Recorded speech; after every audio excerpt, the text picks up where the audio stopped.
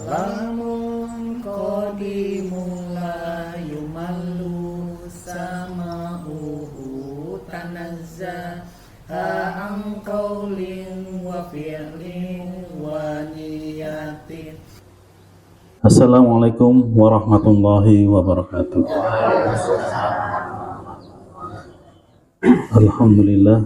Alhamdulillahilladzi arsala rasulahu bil huda wa dinil haqq liyudhhirahu 'ala dini kullihi wa kafaa billahi shahida. Asyhadu an la ilaha illallah wahdahu la syarikalah wa asyhadu anna Muhammadan abduhu wa rasuluh la nabiyya ba'dah.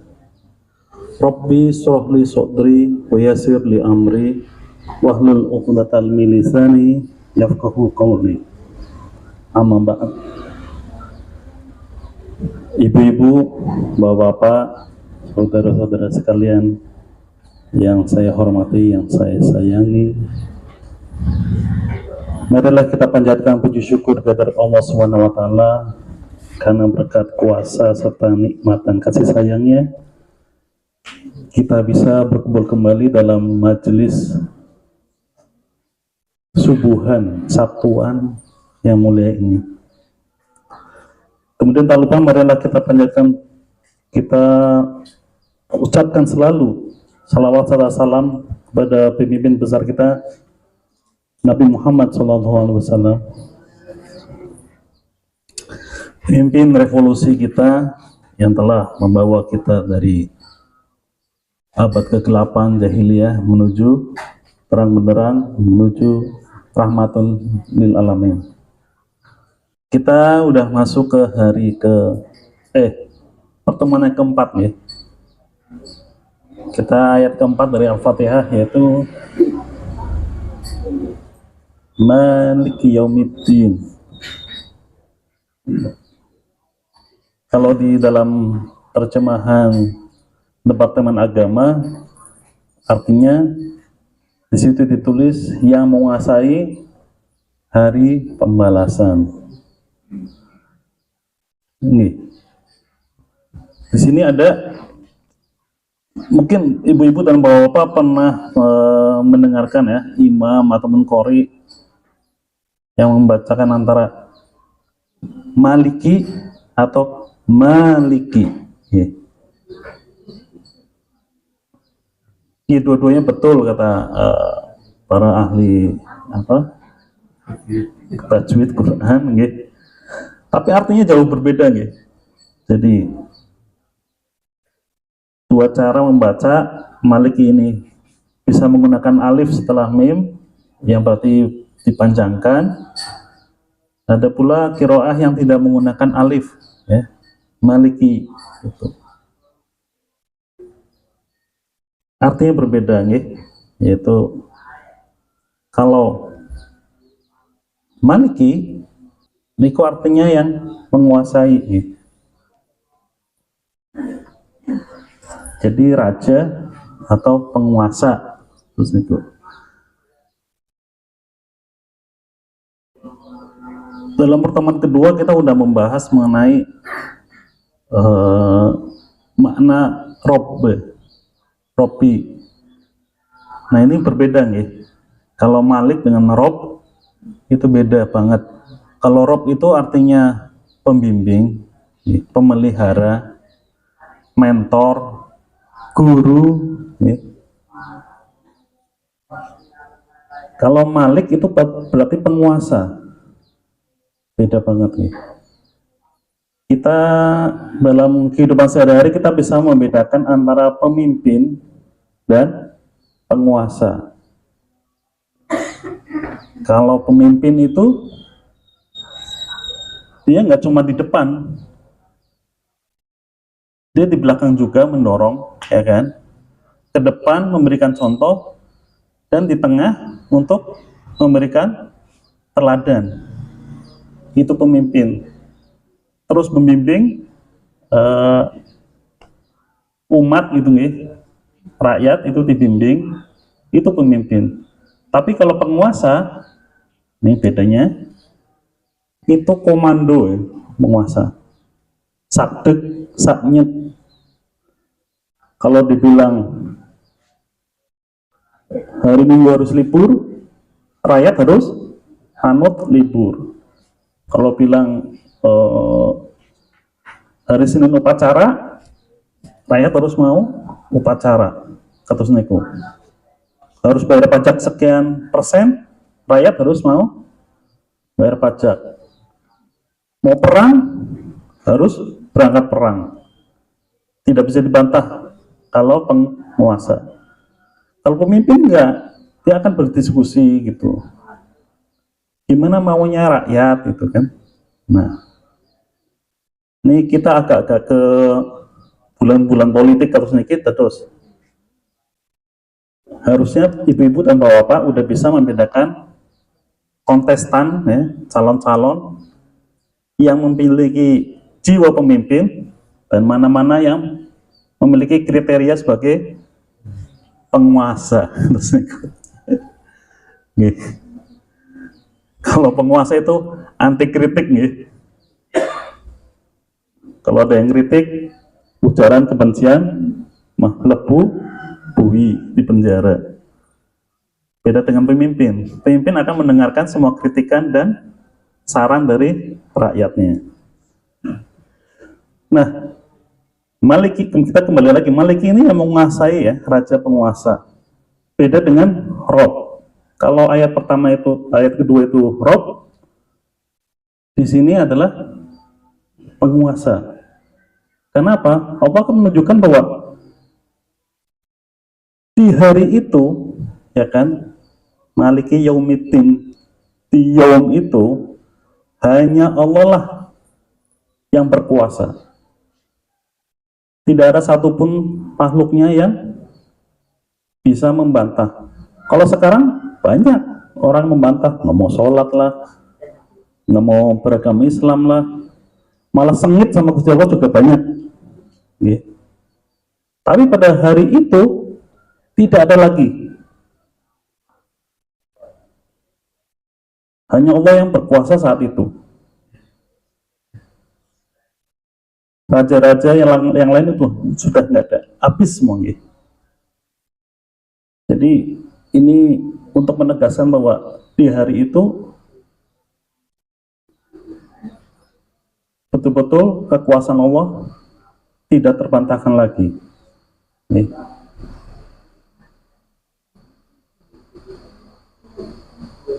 Kemudian kata, kalau kita panjangkan, ya, Maliki gitu, itu artinya yang memiliki. Sing duwe, ya. Pemilik, owner dari hari akhir. Ya, jadi pada hari akhir itu, hari kiamat itu tidak ada lagi kepemilikan. Tidak ada lagi milik dan dimiliki, itu nggak ada. Semua orang pada sibuk memikirkan dirinya sendiri. Yang punya rumah udah nggak mikirin rumahnya gimana. Yang punya toko ya nggak kepikiran lagi tokonya nanti buka atau enggak. Yang punya emas banyak yang nggak akan kepikiran emasnya mau taruh di mana. Bahkan seorang ibu yang sedang menyusui anaknya nggak kepikiran mau nyusuin lagi. Dia udah semuanya bingung gitu kan, memikirkan nasibnya sendiri-sendiri pada hari itu. Jadi pada hari itu hanya Allah yang memiliki. Terus gimana malah yang benar antara dipanjangkan atau dipendekkan? Dua-duanya benar kata saya. Tapi para ulama lebih menyukai yang dipendekkan, yang artinya lebih besar lagi, ya, menguasai. Terus niku. Jadi kalau dipanjangkan nggak apa-apa, kalau dipendekkan juga mboten napa-napa. Cuma lebih disukai para ahli.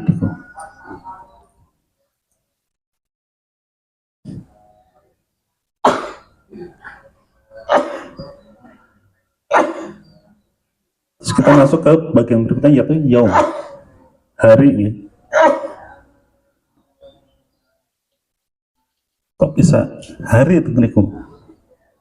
Ini menentukan waktu ya. Artinya waktu hari itu.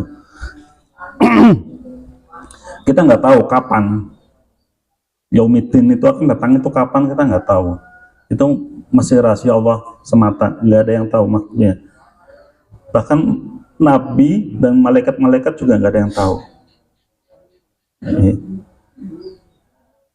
Waktu Nabi, malaikat Jibril bertanya kepada Rasulullah, kapan hari kiamat itu? Rasulullah cuma menjawab, yang bertanya tidak lebih tahu dari yang ditanya. Jadi itu masih misteri.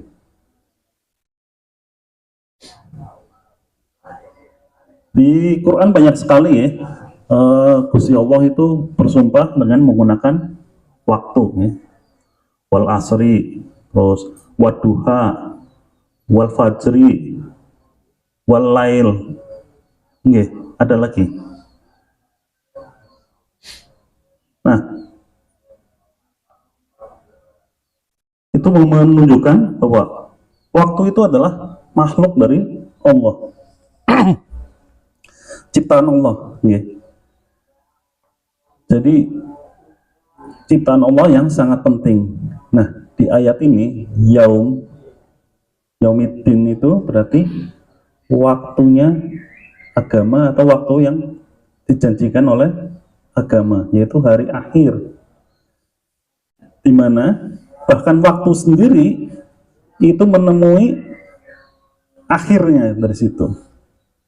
Saya nggak bisa bilang menemui ajalan situ ya, nggak yakin juga waktu itu bernyawang nggak, katusnya buatan bernyawang ya.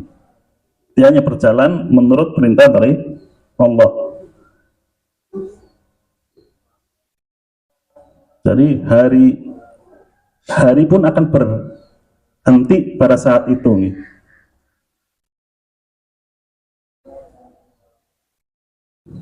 Kita kan tahunya waktu itu jalan terus ya. Asing lah dina ki yang suwi nemen sih. Padahal kalau puasa maghribnya suwi nemen ya. Orang beduk-beduk. Nah, itu relatif ya. Kita bisa aja kekurangan waktu, kita bisa merasa waktu itu sangat panjang. Itu bagaimana kita memanage ya, bagaimana kita menyikapi, mengatur waktu kita. Jangan sampai tiba-tiba sudah Yaumiddin, nauzubillah min dzalik. Loh, terus kiamat gitu. Saya mau ini, saya mau nyumbang, mau haji, nggak kelakon gitu.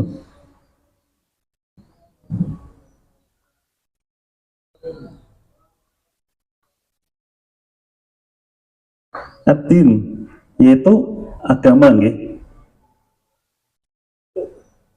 Itu kalau tulisan Arabnya nggak ada ya, lupa.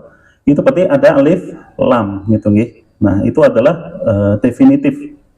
Jadi ad-din itu adalah kalau bahasa Indonesia itu agama ini gitu. Kalau pakai bahasa Inggris the religion gitu ya. Jadi banyak sekali agama di alam ini, di dunia ini. Tapi yang dimaksud Allah adalah ad-din adalah agama ini, yaitu agama apa? Agama Islam. Agama Islam sudah menjanjikan. Agama sudah menjanjikan hari ini akan datang. Kenapa dinamakan hari agama gitu kan? Yaumiddin. Karena selain agama, tidak ada lagi yang menyebutkan hari akhir. Sopi. Oh, ilmuwan-ilmuwan itu beranggapan bahwa alam semesta ini, cuman nggak usah kita jauh-jauh alam semesta nih. Matahari kita itu masih miliaran tahun lagi sebelum bensinnya habis. Ibaratnya kalau motor ya. Jadi dia masih mempunyai cadangan atom hidrogen yang akan mengalami fusi sebagai bahan bakar intinya, inti reaktor atomnya itu menyala akan habis masih 5 miliar tahun lagi. Jadi menurut mereka, ya berarti masih banyak kesempatan dong sebelum ada kiamat itu kan. Kalau matahari bensinnya habis, kita bisa cari matahari yang lain. Dalam waktu 5 miliar, pasti kita udah maju banget itu kan. Udah kita mau ke planet lain udah kayak naik Gojek aja gitu. Bentar doang udah nyampe. Nah itu menurut pendapat sains. Beda lagi menurut pendapat agama. Kalau di sains itu alam itu dihancurkan itu pelan-pelan. Pada bintang-bintang niku pada rontok nih, bensinnya tank siji-siji. Tapi gimana menurut Al-Quran, menurut agama? Kiamat itu, hari akhir itu datang saat itu juga. Nah terus kalau ada tanda-tanda segala macam, ada binatang yang bisa bicara, itu adalah tanda-tanda, isyarat, ya. Isyarat bahwa hari itu akan datang. Tapi begitu hari itu datang, ya, kita baca di surat Al-Zalzalah, bumi itu diguncang, jeger, gitu. Nggak pakai proses,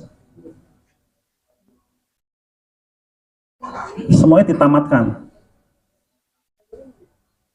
Kita lihat Allah dalam menciptakan sesuatu itu melalui proses, ya. Walaupun istilahnya itu kun fayakun, tapi itu melalui proses semua.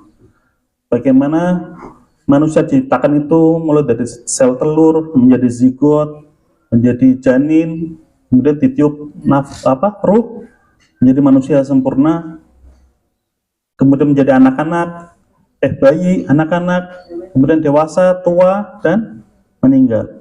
Semuanya melalui proses. Alam juga gitu, mulai dari pembentukan dari gas memadat, berputar, kemudian memanas, terjadi reaksi nuklir di intinya jadi matahari, kemudian sekelilingnya itu gas-gasnya itu mendingin pelan-pelan jadi bumi dan planet-planet. Bumi lama-lama dingin, ada hujan, gitu.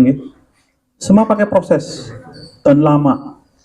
Beda dengan Yaumiddin, itu ujuk-ujuk dan dalam waktu yang sesingkat-singkatnya.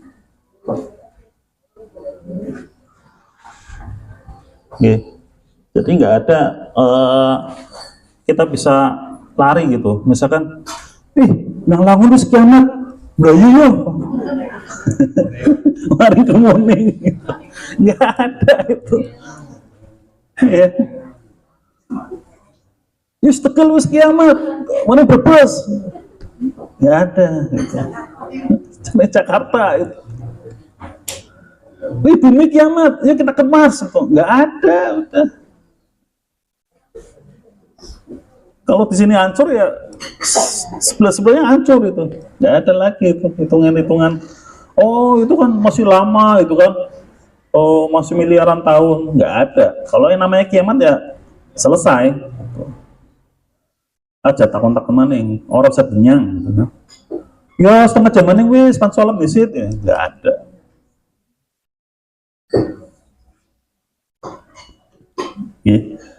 Jadi kehancuran itu nyata dan sudah dijanjikan dalam agama, dicantumkan dalam ayat ke-4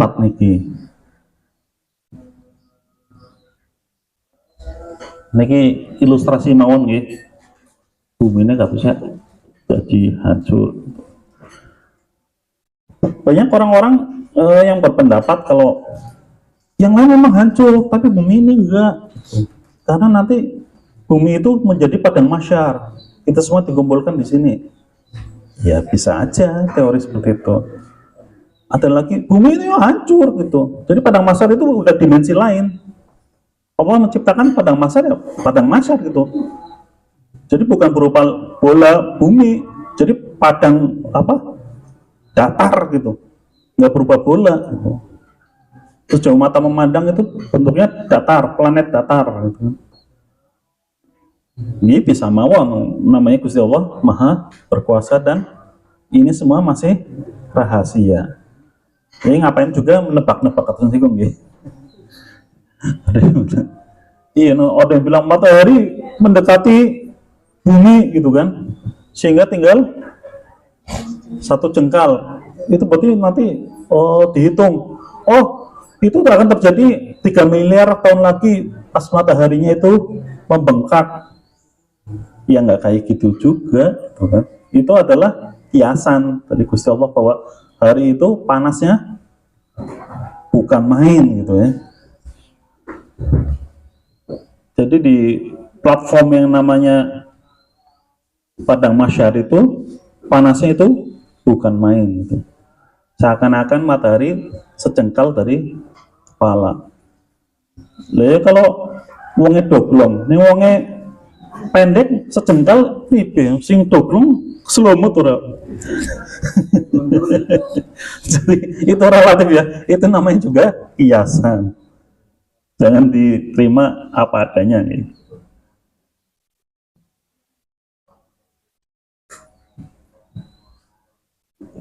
Ini jadi kita masuk ke slide terakhir. Masih bisa terbaca nih. Jadi Maliki Yaumiddin itu adalah Allah yang menguasai hari pembalasan, hari kiamat. Tidak ada penolong pada hari itu kecuali Allah. Nih. Kalau kita hubungkan dengan ayat sebelumnya, ayat ketiga, Ar-Rahman Ar-Rahim,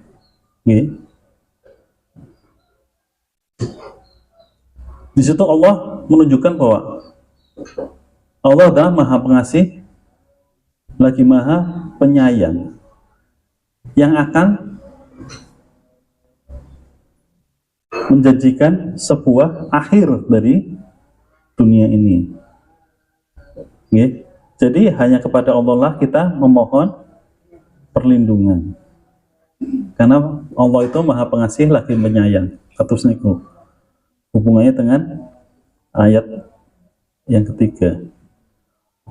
Mungkin ada pertanyaan, kok kontradiktif gitu ya, dari Maha Pengasih dan Maha Penyayang kok tiba-tiba ayat berikutnya jadi yang menguasai hari pembalasan. Terus justru karena menguasai hari pembalasan itulah Allah Maha Pengasih lagi Maha Penyayang. Karena setelah hari pembalasan itu adalah kita semua dihisab. Disitulah Allah menunjukkan sifat Rohimnya, Rahman Rohim, lebih sifat Rohimnya kepada orang-orang yang beriman. Monggo kalau ada pertanyaan. Ya, ilmuwan yang tidak beriman ya, menyampaikan langit akan berjatuhan. Itu maksudnya bagaimana? Alam semesta itu dimulai dengan ledakan besar, Big Bang, terus singgung ya. Jadi material alam semesta itu dilontarkan sejauh-jauhnya. Mereka saling menjauhi. Kemudian mendingin menjadi galaksi-galaksi, bintang-bintang, planet-planet, terus niku. Nah, pada satu titik gravitasinya itu akan melemah. Mereka itu akan ketarik kembali. Jadi ya, kalau nggak salah ada ayat bagaimana langit itu digulung. Jadi itu seperti digulung langit itu.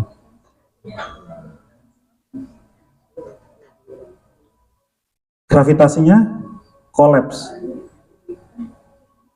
Kita selama ini bisa hidup nyaman, tentram, bisa jalan-jalan di atas bumi, boten kawur-kawur, pencolot orang karu-karuan, karena ada gravitasi. Gravitasi ini hukum Allah yang mengikat makhluk-makhluknya yang memiliki massa, yang memiliki berat itu akan dikenai oleh Allah hukum gravitasi. Jadi kita bisa duduk di sini, nggih. Bisa sarapan, bisa jalan-jalan, bisa naik mobil, itu karena ada gravitasi. Kalau nggak ada gravitasi kita udah mabur-mabur, nggak karu-karuan. Nah, antara planet itu nggak ada gravitasi, Bu. Nanti kemungkinan karena gravitasinya udah pada hari Yaumiddin itu tidak berlaku lagi, nggih kacau balau semuanya. Dan langit runtuh. Langit selama ini itu kelihatan biru itu karena ada gravitasi. Kalau gravitasinya hilang, udah bubar setuju. Untuk katusnya kemungkinan. Nggih, matur nuwun. Pertanyaan menarik sekali.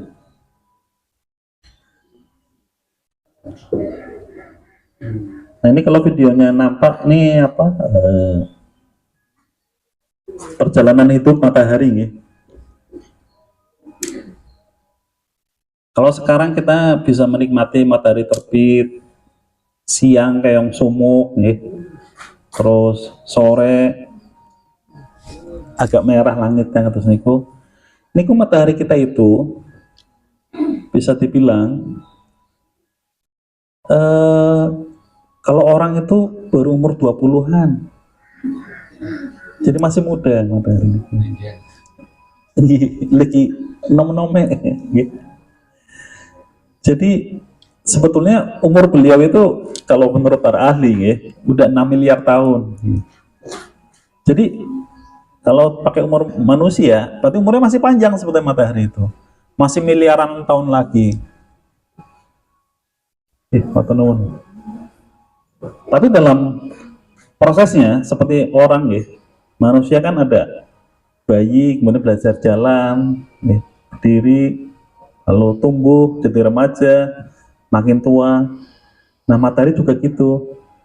Begitu udah dewasa, makin tua, dia akan mengembang, makin besar, sampai tepinya itu sampai ke Mars, terus niku. Jadi saking gedenya itu, kita lihat kan kecil banget nih matahari nggih. Itu dia akan mengembang terus gitu kan, mendekati kita sampai bumi, Merkurius dilek, Venus dilek, bumi dilek, pinggirnya kan nempel nang Mars. Bedene nemen ngoten niku nggih. Nah, setelah itu baru dia akan kehabisan bensin untuk menjaga badannya yang besar itu, yang kegemukan itu nggih. Maka dia akan kolaps, mengecil sampai kecil banget ya. Jadi bintang KT. Nah, bintang KT ini umurnya bisa sangat panjang niku. Karena bensinnya cukup untuk badannya yang kecil itu. Tapi dia akan lebih dingin daripada matahari yang sekarang. Jadi kalau misalkan kita punya matahari yang ukurannya KT, ya bumi nggak ada air, es sedoyo. Ya.